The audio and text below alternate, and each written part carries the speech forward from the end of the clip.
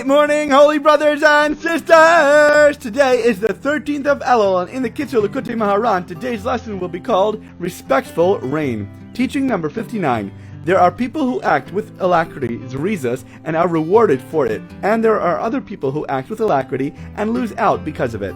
The explanation of this is that when a person who is righteous since his youth and who goes in the straight path all of his life is overly alacritous, he loses out because of it.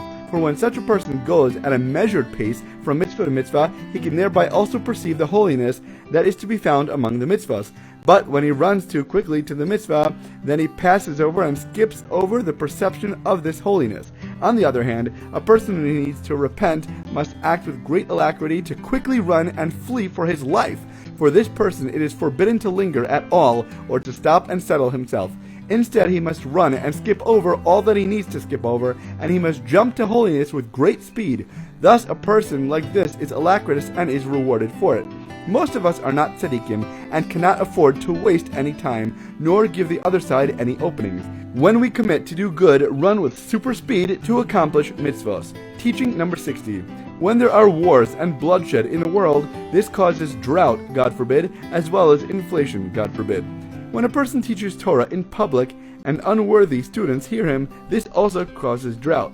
Respect for the Torah brings rain. When a person teaches Torah in public and unworthy students hear him, his punishment is that he is imprisoned. There is much jeopardizing that our leaders do for us with self-sacrifice. Teachers love their students and want to be selfless for the greater good.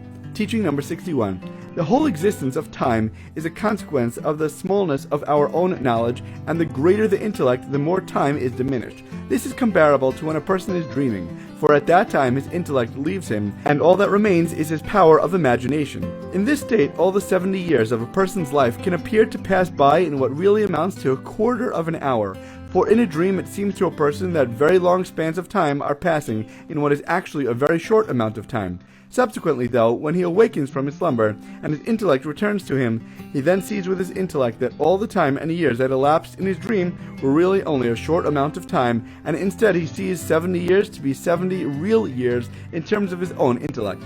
Similarly, the truth that is what we consider to be 70 years is also only a quarter of an hour or less to an intellect which is on a higher level than ours. It is only that we cannot understand this. Just as in a dream, if a person were to come up to us and tell us that all these years are really only a quarter of an hour, we would not believe him. So it is in our present state of consciousness. Similarly, there exists an intellect that is so high that time ceases to exist for it altogether. This is why Mashiach, who has endured all that he has since the day of the world's creation, and who has suffered all that he has, will in the very end have God say to him, "I give birth to you today." Psalms 2:7. All this is due to the absolutely tremendous level of Mashiach's intellect, which will be so great that all the time since the day of the world's creation will be absolutely nothing for him, and it will be as if he were just born today. We are all living in dream time. We will all awaken in the ultimate redemption when all is revealed and unraveled. Only then will we be able to recognize our lifetimes as mere fractions of a moment.